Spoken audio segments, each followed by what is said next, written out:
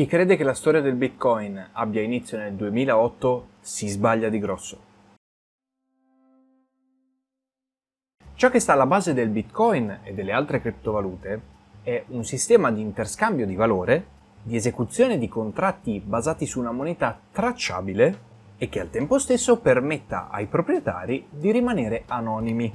Tutto ciò non è stato teorizzato nel 2008, bensì 26 anni prima, nel 1982, ben 14 anni prima della mia nascita. David Chaum, quest'uomo qui, nel 1982 pubblicò per la prima volta quella che è l'antenata della blockchain. Della blockchain in particolare, di cosa sia e come funzioni, parleremo in un video approfondito più avanti.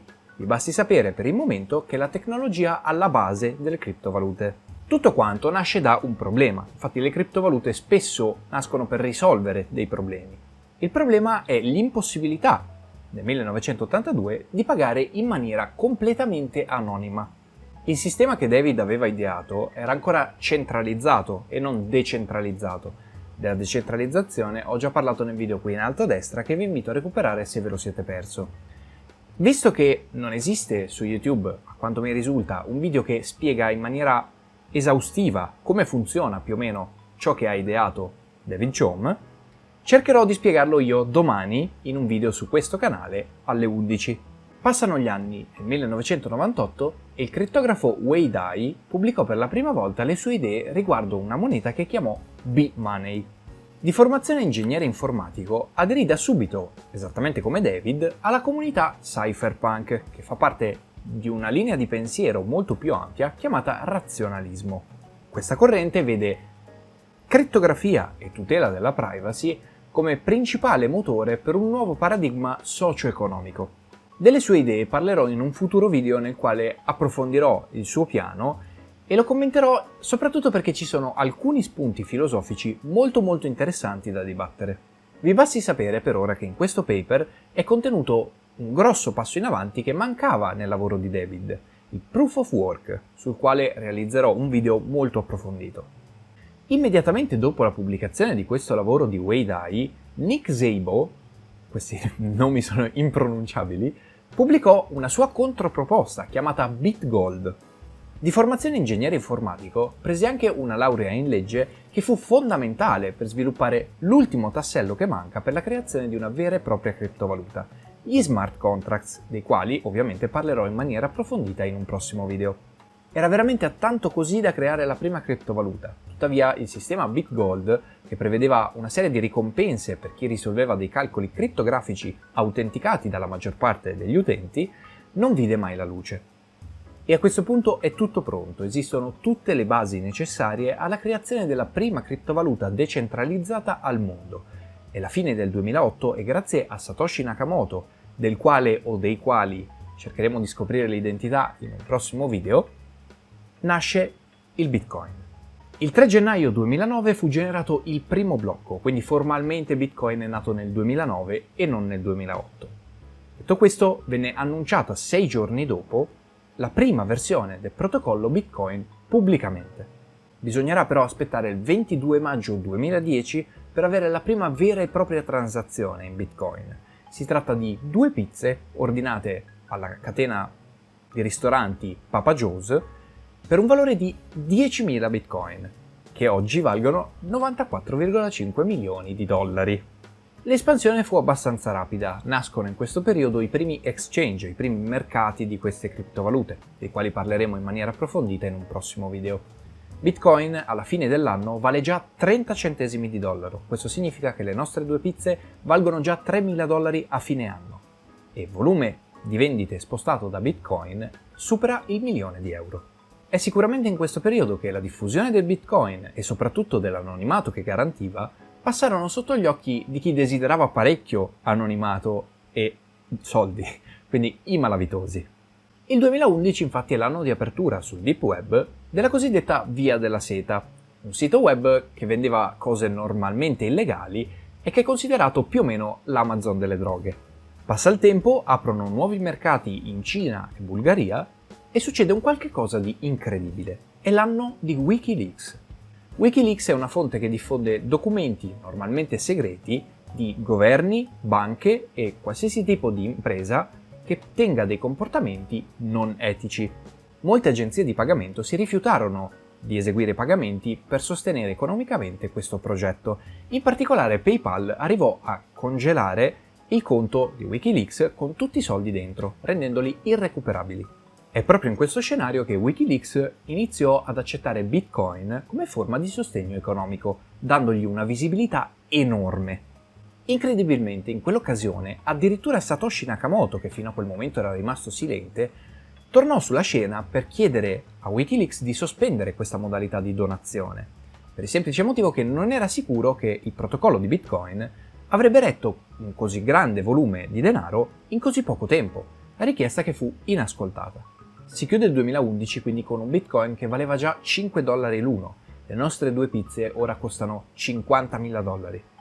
Cresce insieme alla domanda il numero di exchange, il numero di mercati che scambiano questa criptovaluta. E soprattutto un ex dipendente di Google, Charles Lee, creò per la prima volta una seconda criptovaluta modificando il codice di Bitcoin, dando vita a Litecoin. Nel 2012 si iniziò ad investire in ricerca e sviluppo delle tecnologie blockchain $2 milioni e pensate che ad oggi questi fondi vengono stanziati per $2 miliardi. Bitcoin arrivò anche sotto gli occhi delle forze dell'ordine, infatti l'anno in cui l'FBI dichiarò pericolosi i Bitcoin per l'uso che ne veniva fatto nelle sacche di malaffare. Permettetemi un personalissimo giudizio, la malavita è finanziata principalmente con euro e dollari, con monete standard.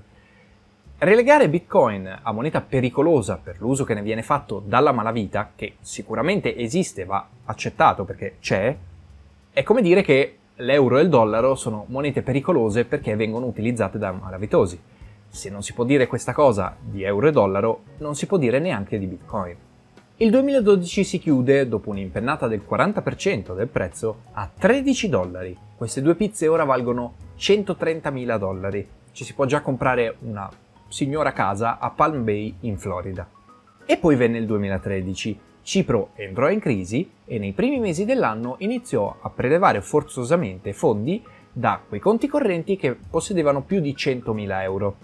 Ora, Bitcoin, che valeva $10, una settimana dopo ne valeva 100 e 2-3 mesi dopo ne valeva 266. Il governo degli Stati Uniti ovviamente ci mise il naso e costrinse uno dei maggiori exchange di allora, Mt. Gox, a cancellare tutte le transazioni di quel periodo. Di questo avvenimento in particolare probabilmente parleremo in un prossimo video perché è molto interessante. Poco dopo, uno dei maggiori servizi di giochi online che accetta Bitcoin, Satoshi Dice, blocca tutte le transazioni da parte di IP statunitensi perché non vuole avere problemi legali. Nella seconda metà dell'anno, la Fed, che è l'equivalente statunitense della nostra Banca Centrale Europea, si iniziò ad interessare e a preoccupare dell'esistenza dei Bitcoin. E pochi mesi dopo, alla chiusura della Via della Seta da parte dell'FBI, anche il Congresso iniziò a parlarne, soprattutto perché si erano sequestrati 266.000 Bitcoin che oggi varrebbero $486 milioni. Poco dopo anche Tesla iniziò ad accettare pagamenti in Bitcoin. Tra l'altro, notizia di pochi giorni fa, le azioni della Tesla hanno superato i $1.000. Qualcuno a questo punto inizia a storcere il naso e sentirsi minacciato dall'esistenza di questa criptovaluta. Uno a caso, il governo cinese. È l'anno in cui in questo paese vengono vietate le transazioni in Bitcoin per le istituzioni bancarie e di pagamento e soprattutto viene vietato ad Alibaba, che è l'Amazon cinese, di processare pagamenti in Bitcoin. Termina il 2013 con un valore di Bitcoin che si attesta poco sopra i $1.000. Questo significa che le nostre 2 pizze ora valgono $10 milioni. Il 2014 inizia male per 2 principali motivi. La Cina era il principale mercato delle criptovalute, quindi l'80% delle transazioni venivano effettuate in Cina, che ora non le può più fare. Secondo avvenimento, Mt. Gox, del quale abbiamo parlato prima per la questione dell'ingerenza del governo degli Stati Uniti, chiude, dichiara bancarotta con 850.000 Bitcoin. Questo significa che un valore allora di $450 milioni, ma oggi di 8 miliardi di euro. Succedono quell'anno altre 3 cose degne di nota. Microsoft inizia ad accettare pagamenti in Bitcoin, In Italia viene installato il primo ATM per lo scambio di Bitcoin e soprattutto il governo italiano, il Parlamento italiano, inizia a discutere delle potenzialità del Bitcoin. Non fu tuttavia regolamentato e quell'anno non se ne fece nulla, semplicemente perché abbiamo deciso di aspettare che l'Unione Europea desse delle direttive a riguardo prima di legiferare in merito. L'anno si chiude nonostante tutto con un valore del Bitcoin poco superiore a $300, che non è male per tutta questa serie di eventi. Il 2015 passò abbastanza in silenzio, nonostante diverse grosse compagnie iniziarono ad accettare Bitcoin e addirittura una campagna presidenziale di un senatore degli Stati Uniti accettava Bitcoin come forma di donazione. Gli investimenti per lo studio della tecnologia che sta alla base di Bitcoin, che è la blockchain, si moltiplicarono quell'anno. Tuttavia i mass media non parlarono quasi per niente di questo protocollo. L'anno si chiude a $430 per ogni Bitcoin e inizia il 2016, l'anno in cui succede esattamente il contrario di 2 anni prima, grazie alla Cina. Vengono riconosciuti a tutti gli effetti come diritti quelli sulle valute digitali e soprattutto vengono creati dei corsi di studio su Bitcoin e blockchain nelle università del paese. Su tutto il mercato asiatico esplode la bomba. I mass media orientali tornano a parlare di Bitcoin e sono sempre più frequenti le imprese che accettano pagamenti in questa criptovaluta. In Europa è anche l'anno del referendum su Brexit e in corrispondenza di questo evento il prezzo di Bitcoin fa un bel salto in su. In America Latina la cosa diventa così rilevante da costringere il governo colombiano a istituire un nuovo ministero per le valute digitali. La Cina torna a muovere il 90% di questo mercato e il prezzo torna a salire a $1.000 ogni Bitcoin.